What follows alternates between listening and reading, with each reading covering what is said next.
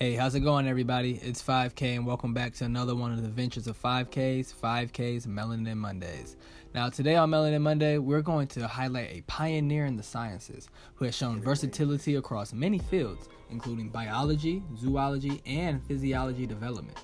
They displayed countless amounts of leadership in society as a founding father and educator, has paved the way for many individuals pursuing higher knowledge, including myself.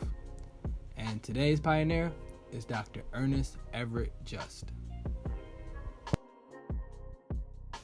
Dr. Ernest Just was an African-American biologist and educator who was known for his work in fertilization, physiology development, as well as his works in zoology, marine biology, and parthenogenesis.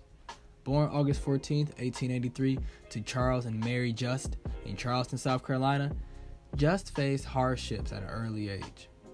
Growing up, Ernest Just lost both his father and grandfather at the age of 4, with Mary Just, his mother, being his sole supporter.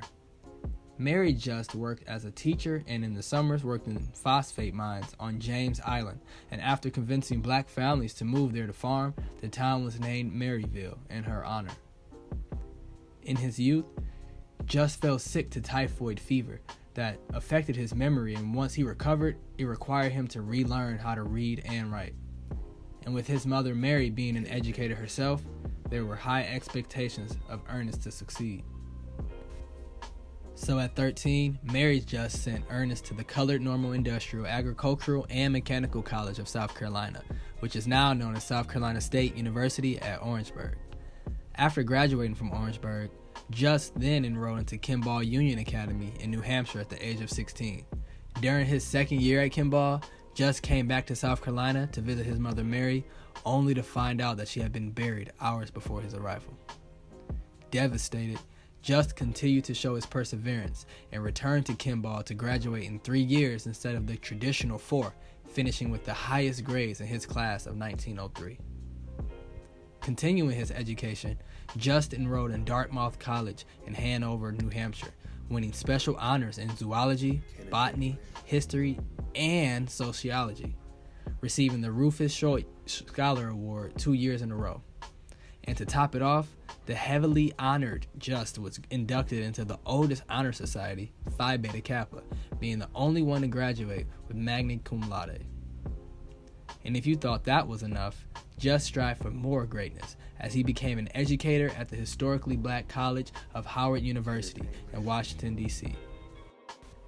At Howard, Just taught English and biology and was named the head of the Department of Zoology in 1910. A summer previous, Just did research at the Marine Biology Laboratory at Woods Hole, Massachusetts, on marine invertebrates and their fertilization habits. Now in 1911, on November 17th, 3 undergraduates by the name of Edgar Amos Love, Oscar James Cooper, and Frank Coleman were accompanied by Ernest Just as the faculty advisor and founding the greatest fraternity in the world, Omega Psi Phi Fraternity Incorporated. And Just didn't stop there.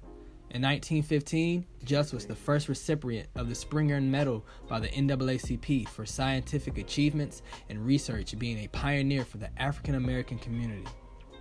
In the same year, Just went on to the University of Chicago to pursue his PhD in zoology, being a part of the handful of blacks who conquered such a feat in obtaining a doctorate from a major university. In the years to come, Just served as a Julius Rosenwald Fellow in Biology of the National Research Council, allowing him to work internationally, gaining praise from fellow scientist and fraternity brother Charles Drew, with Just being coined as a biologist with unusual skill and the greatest of original thinkers in the field. Ernest Just later on passed away in Washington, D.C. in 1941, leaving 4 children in his legacy. Now, surviving family hardships, adversity from racism and prejudice, times of war and violence, and pursuing a field that is racially skewed makes Just a prime example of perseverance. His work not only benefited science, yet paved the way for many African Americans and scientists alike. He is an inspiration to me for his works in marine science and works with animals, as I'm currently a marine scientist and wildlife educator. And I am proud to say that I am part of the great fraternity he helped establish. And to carry on that torch he's passed down through the years as a black man in America is honorable.